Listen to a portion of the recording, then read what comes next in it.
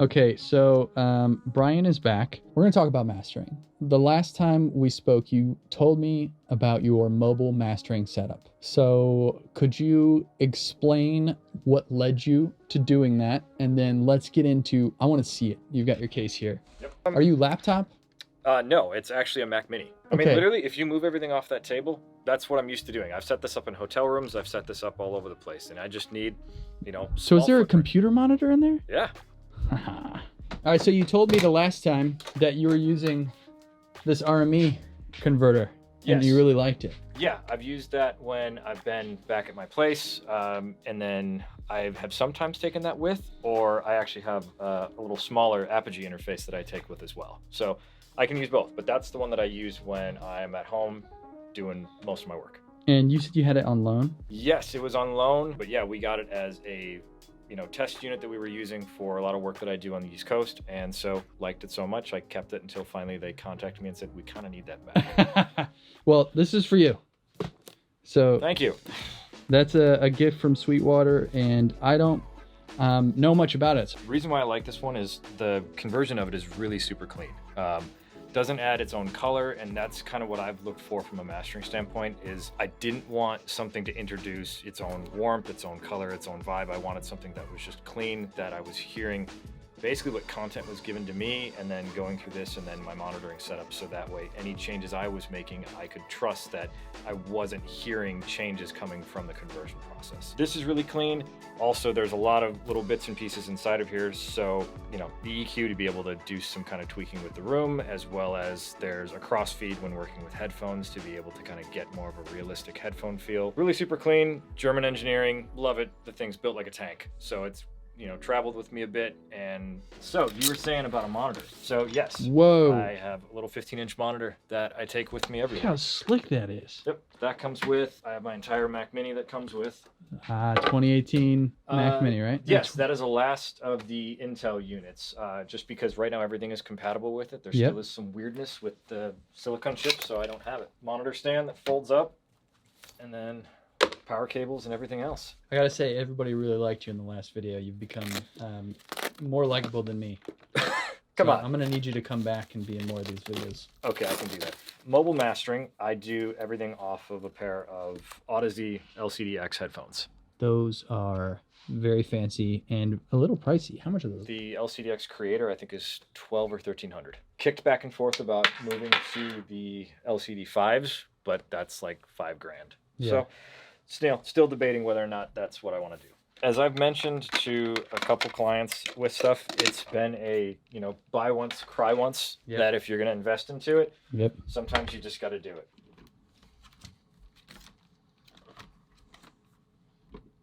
Oh, that's cool. First off, what is that monitor stand? Did it come with the monitor? No. So the stand and the monitor, those were Amazon finds. The stand was like, I think $20, and just folds up, and it can work with anything from this to an iPad. And then the monitor, I think it's from a company called UPerfect, which was another Amazon find, and it's a 4K monitor that you can just use however you need. It's USB-C, so I don't have to have an additional power supply. Oh, nice. The thing is, I travel with this because that's what, because I had an Intel MacBook Pro for a long time that I used, and that ended up working really well, but that laptop, like some of the MacBook Pro Retinas, ended up having a logic board failure with the video card. For a while, I was just using a different laptop that couldn't handle it, and I knew that this had everything, so that's why I've just always traveled with this, and it's always worked, and I haven't had to load a second set. I have a 14-inch MacBook Pro that's one of the M1 chips, and it's great and everything, but there's still some stuff that I use that is a little flaky with it, so that's why. Is it software? Yeah, so software plugins that have still been a little bit weird with it, but yeah. I've heard really good things about the RME gear.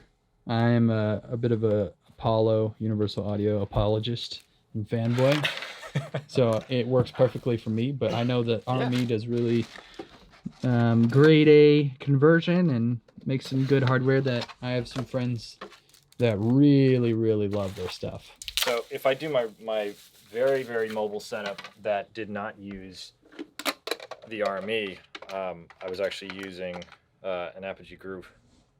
Holy cow. So this is actually, it's just a DAC, but it runs two DACs per left and right. So it's actually 4 layers of chips, and it just was really super clean. And then the way that they did the headphone amplification on it, it allowed you to use super high impedance headphones without having to have an external amplifier. So for travel and everything, it just was clean. And my only reason why I moved away from it was it does introduce a little bit of color. Apogee has a bit of a sound, and I like it, but wanted to move up, and that's why this guy came into place. And as you can see, that's small enough to where I can fit that in that case with everything. And then just in case I do international stuff, I have a little international power adapter as well that goes with. Nice. So that'll pop up and that can go wherever. The big point here Yes. is you master in headphones.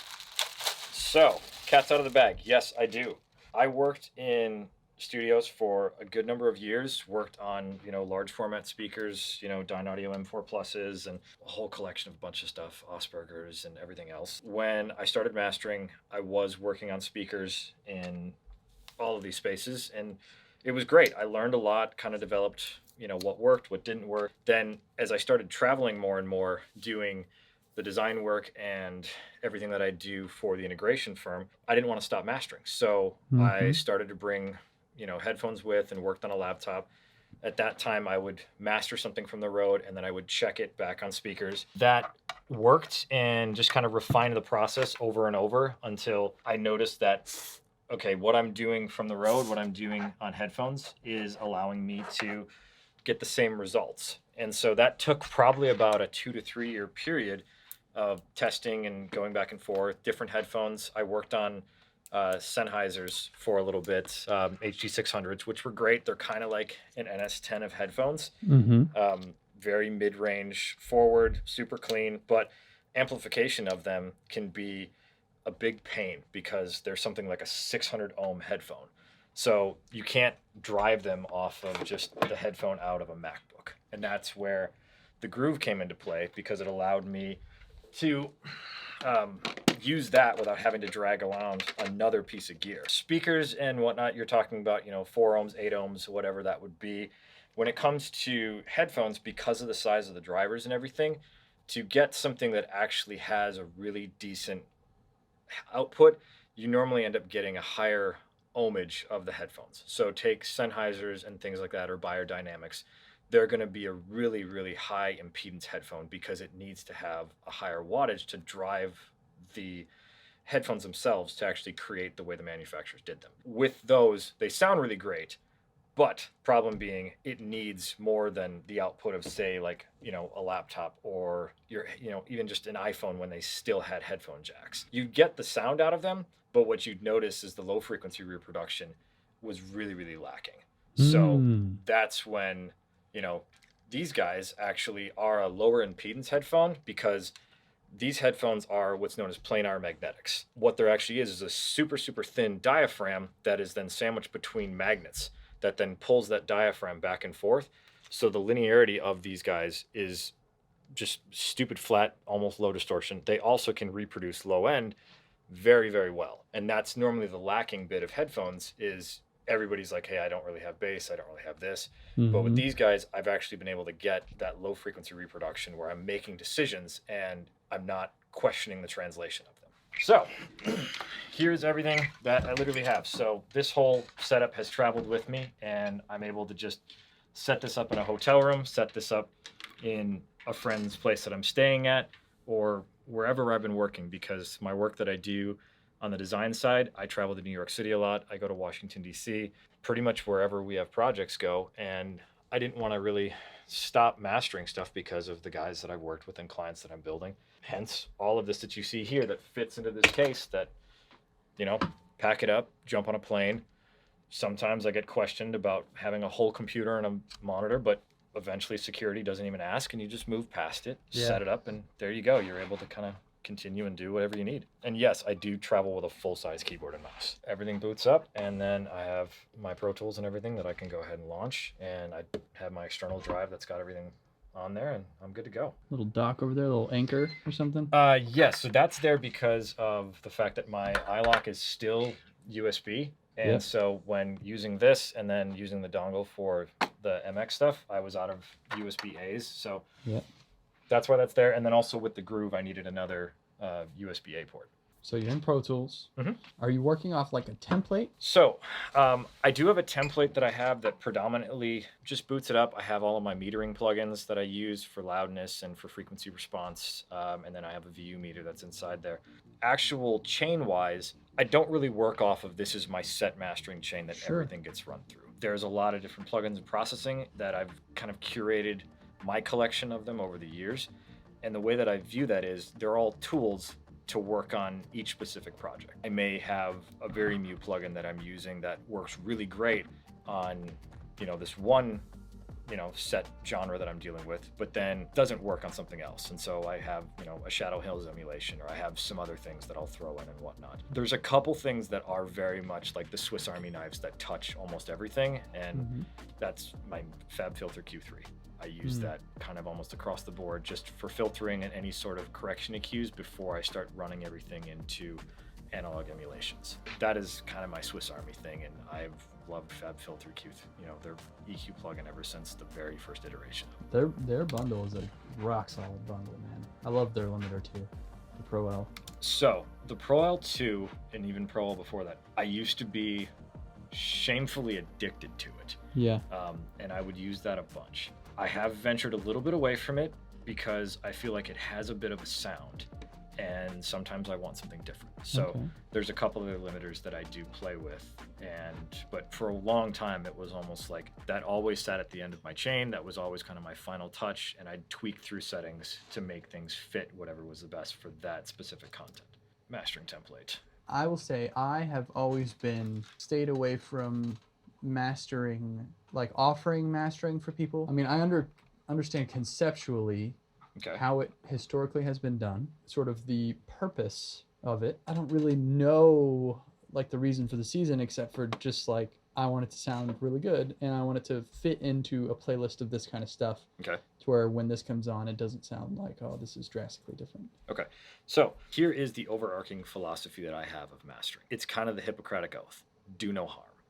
I just pulled up this session of this single that I did with Tony Anderson. So my mentality with this is Tony gave me a really decent mix. I know Tony will honestly tell you that he's the crappiest mixer, but he's not. He's lying to you. He's actually really decent. So the goal of this was, it's a very intimate cover of Bruce Springsteen's Secret Garden. So the whole feel when I listened to this down the first time was, what do I need to, if anything, do? And so hearing it, the things that I thought when I was listening through it was, there's a little bit of low end that was kind of filtered too much to the sides. And then really, how do I bring that vocal forward to where it's sat? And then overall, just loudness to bring it up to that way. It's competitive, but not crushed. I'm not necessarily the mastering engineer that's like, hey, I'm going to crush it beyond belief just to get you up to competition. I'm very much in love with dynamics and overall balance. So that way, what does that speak for the track the best, and not, well, it's going to be on a playlist, so let's squash the hell out of it. Yeah. That's really not my thing. What's right for the song. Exactly. With this track, as you can see, it's like Pro Q, I really didn't do anything. That's literally just doing a filter at the bottom just to clean up any subharmonics. And then from there, this is a emulation of a Masalek EQ, and I'm running it in MS. So I'm just filtering out some bottom end on the sides. Everything else is left alone. And then from there it's hitting a tube EQ. What I did is on the low shelf, I'm just filtering everything down, and then there's a little bit of top end that's getting tweaked on. So plugin wise, just stuff that I like for analog emulation, I'll use from Acoustica or from Plugin Alliance. Those are the two that I kind of lean towards for a lot of things. My favorite Very Mu emulation is actually from Pulsar Audio. So Pulsar Audio does an emulation of the Manly Massive Passive and the Manly Very Mu, and so I will use those pretty much if I'm looking for that sort of flavor. What's the VU that you like? So this is from TB Pro Audio. It's actually free. Oh, So, nice. and I use that for VU meter. Voxengo span is what I use for an FFT. And then Ulean loudness is everything that kind of sits over here that just, Oh, yeah, I have the Uline stuff. Yep. I'm able to sit there, and then that just allows me to monitor kind of my overall loudness and frequency readout and everything. The way I work is I have, my main track that's here, that's doing all my processing, and then that filters up to a print track, and then that's where the meters are all feedering off of the final out. I kind of went through, and I don't know, maybe some of your viewers and everybody else, they've kind of played the game with Waves. Waves has been great. I used them for a number of years, and then as I've, used and played with more things, kind of found out what really gave me the best output and what was closest to what I had used working in studios and working on analog hardware. Plug-in Alliance has really done great with that. Acoustica, I really love their stuff. It's just super CPU heavy. And so I only use a few bits and pieces of it for these specific items, and then they get played with all of it. The limiter, as we were talking earlier, this ended up being with DMG, with Limitless. DMG Audio's manufacturer, and then this was Limitless, their mastering limiter. A mastering limiter is like a multi-band limiter? This one is multi-band, but like FabFilter L2, that's just a broadband limiter. Same thing with, Ozone as well. Ozone, depending upon what version you're playing with, because there's like their IRC 3, 4, and XYZ. This one, you can change it to be either a broadband, or you can select up to 6 bands and then filter them through. But with this, it's also a 2-stage limiter. You can run the multi-band that's doing more of a dynamic limiting, and then you have your peak limiter that's after, and then you have a balance between them. I'm only using like 10% of the dynamic limiter in this. It's predominantly just catching little bits of peaks. Because this track, if you listen to it, is very mellow, very much kind of like a warm hug to be into it, and not necessarily very heavy transient bass. So the limiter on this is mostly just giving that little extra push to get it up to volume, but not necessarily, hey, I got to control dynamics to then get this to play well. That's why this ended up doing a job on it. I think I put the Fab filter through it, and it just kind of gave it a little bit of an edge that didn't fit the vibe of the song. So that's something that was done entirely on headphones. That's the session that I mastered it on. The only difference is I did that with the same thing on headphones. I just didn't do it while I was traveling. And for people who want to listen to that, can you, again, it's Tony Anderson, the song's called? Tony Anderson, the song is called Secret Garden, and it is up on Spotify, Apple Music, anywhere that you stream.